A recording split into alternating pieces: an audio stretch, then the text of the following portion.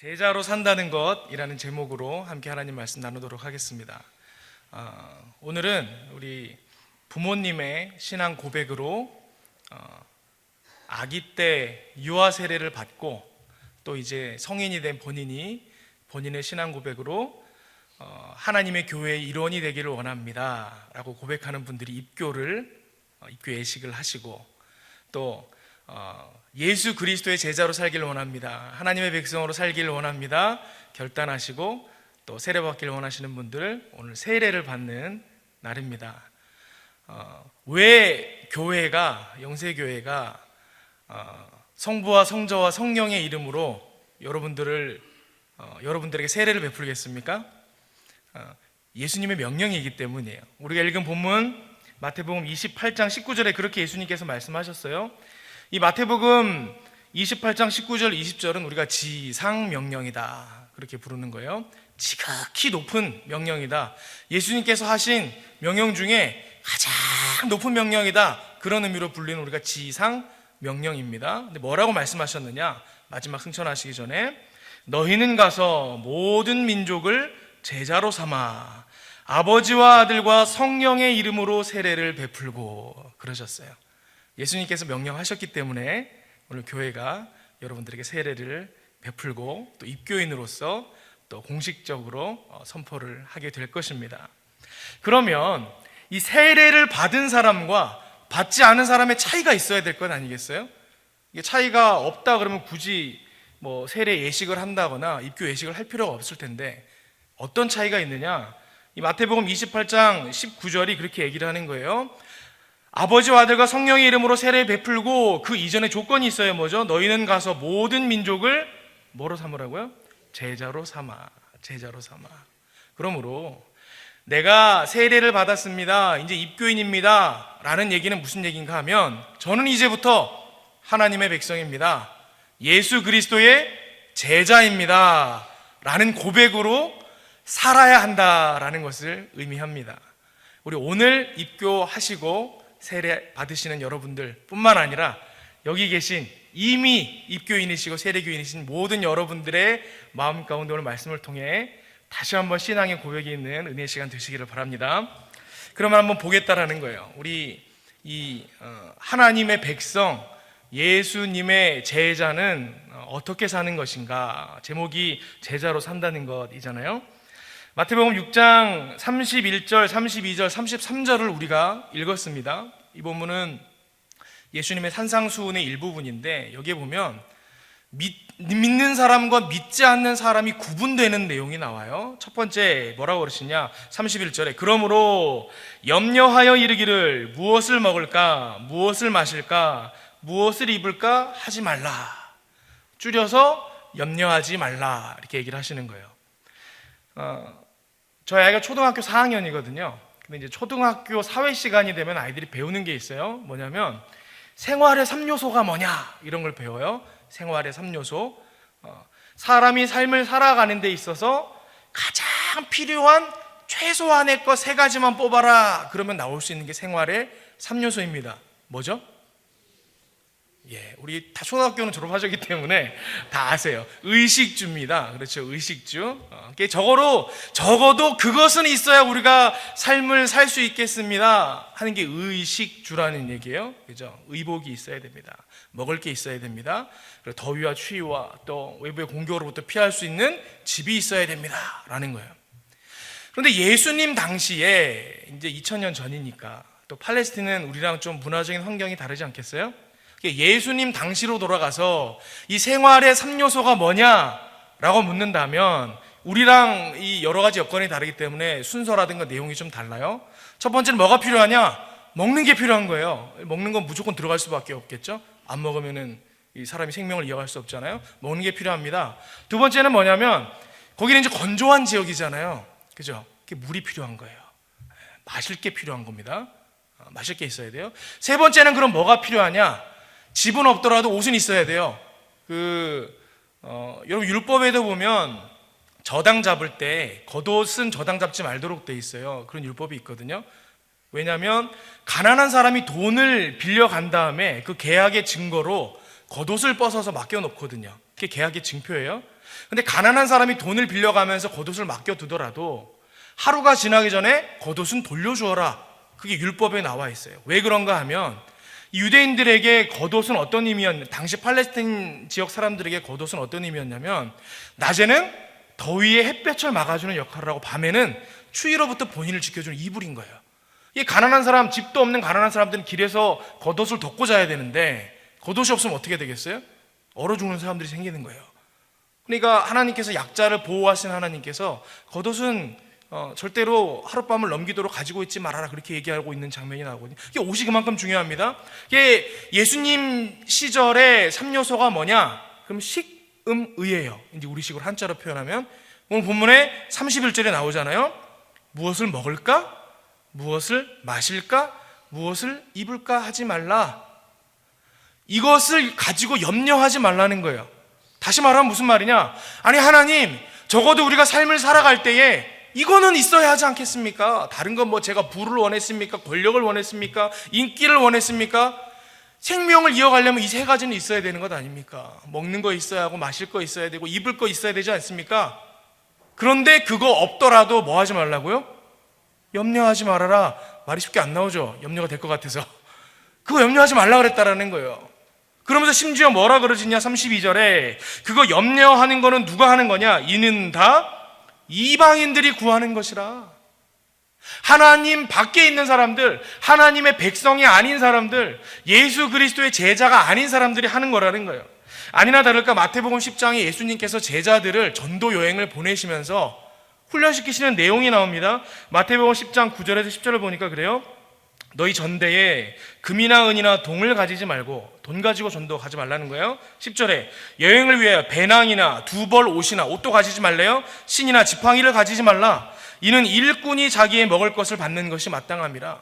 지금 무슨 말입니까? 여러분, 왜 가장 살면서 필요한 기본적인 것, 하나님 먹을 거, 마실 거, 입을 거는 있어야 되잖아요. 그것도 왜 염려하면 안 됩니까? 예수님 뭐라 그러시는 거예요? 하나님께서 이것이 너에게 있어야 할 줄 이미 아신다. 무슨 말입니까? 내가 하나님의 백성이 아닐 때는요, 당연히 염려가 되는 게 당연해요. 줄 사람이 없잖아요. 누가 구해야 돼요? 내가 구해야 되니까. 내가 구해야 되니까 염려를 하는데, 저 이제 하나님의 백성이에요 하게 되면 이제부터 누가 책임지시는 거예요? 하나님이 책임지시는 거예요. 염려할 필요가 있어요, 없어요? 없어요.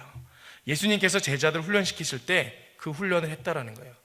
예수님의 제자가 되는 첫 번째 조건이 뭐냐? 따라합시다. 염려하지 말라. 옆에 분들 보고 하겠습니다. 염려하지 마십시오. 이제 염려하면 하나님의 백성도 아니고 제자도 아닌 거예요. 염려하시면 안 됩니다. 두 번째, 그래도 아직 마음이 좀 불편하죠. 이걸 어떻게 염려 안 할 수가 있나. 제가 그 마음을 다 알죠. 이 예수님께서 그러면서 또 말씀하시는 거예요. 33절에 보니까 그런즉 너희는 먼저 그의 나라와 그의 의를 구하라, 이렇게 말씀하시는 거예요.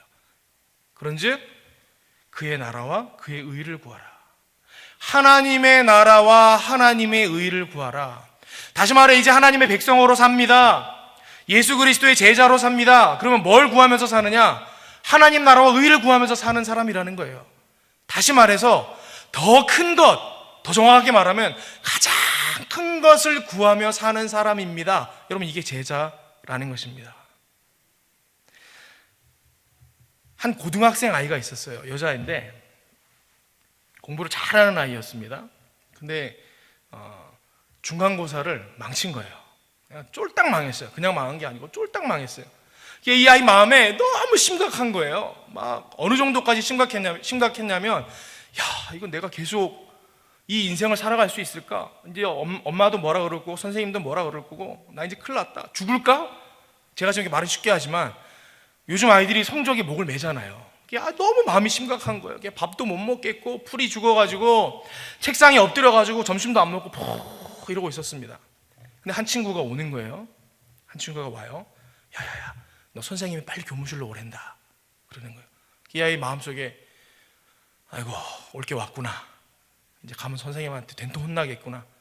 이제 어깨에 힘이 쭉 빠져가지고 교무실로 걸어갔습니다. 갔더니 아니나 다를까 선생님 얼굴이 심각해요. 선생님 저 왔습니다. 부르셨습니까? 선생님이 그러시는 거예요. 심각한 얼굴로, 얘야, 너 지금 정신 바짝 차리고 선생님 얘기 잘 들어라. 선생님이 금방 전화를 받았는데 너 빨리 병원으로 가봐야겠다. 네 엄마가 지금 교통사고가 나셔가지고 생명이 위독하시댄다. 빨리 가봐라. 그러는 거예요.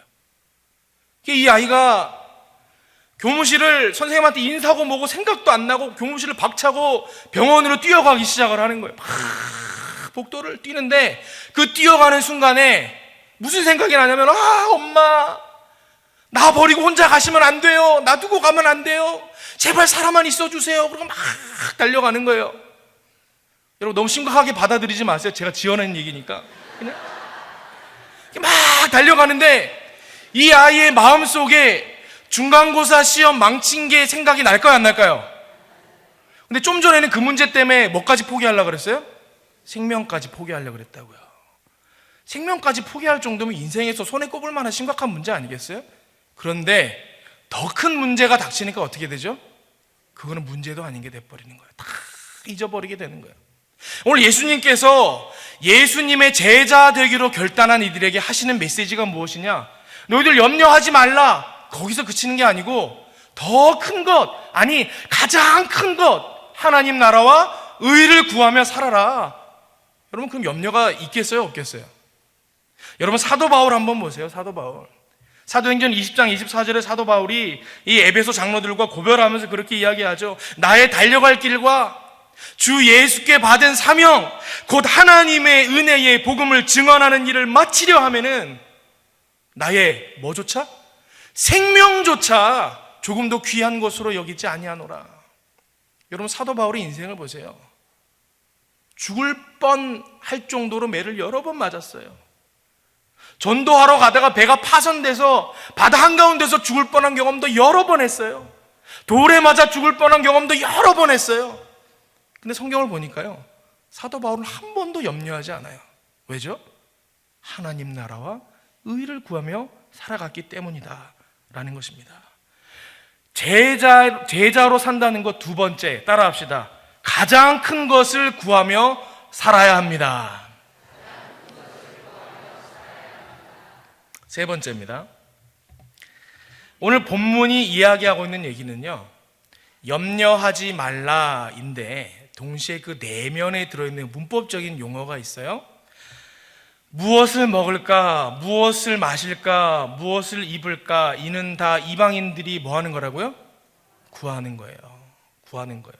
그리고 믿음의 사람은 그의 나라와 그의 의를 어떻게 하라고요? 구하라라는 거예요. 여러분 구하는 게 뭐예요? 기도하는 거예요. 기도하는 거.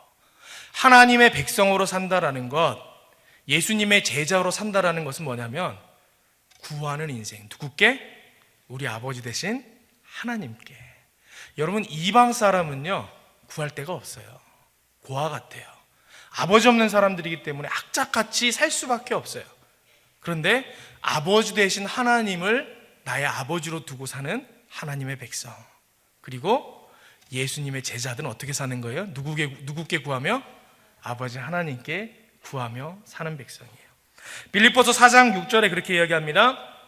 아무것도 염려하지 말고 다만 모든 일에 기도와 간구로 너희 구할 것을 감사함으로 하나님께 아뢰라. 같은 얘기예요.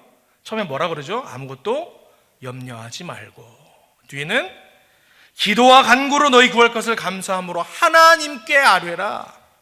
지금 무슨 얘기인가 하면 염려하지 말고 뭐 하라고요? 기도하라. 여러분 성경 안에서요 염려하지 말라와 기도하라는 다른 말이 아니에요. 같은 말이라고요. 염려하지 말라는 동시에 기도하라예요.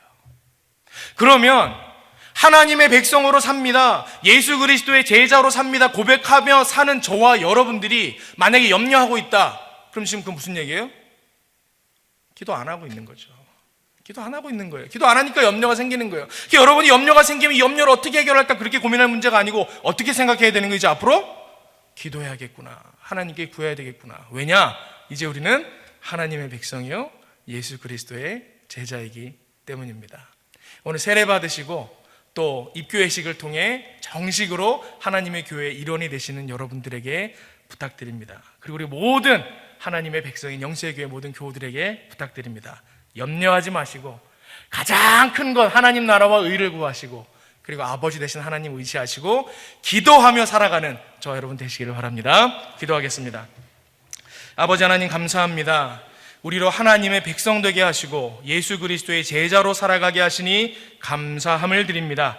염려하지 않게 하시고 하나님 나라와 의를 구하며 살게 하시고 아버지 되신 하나님만 의지하여 기도하며 살아가는 믿음의 백성, 능력의 백성 되게 하여 주시옵소서. 예수 그리스도의 이름으로 기도하옵나이다. 아멘.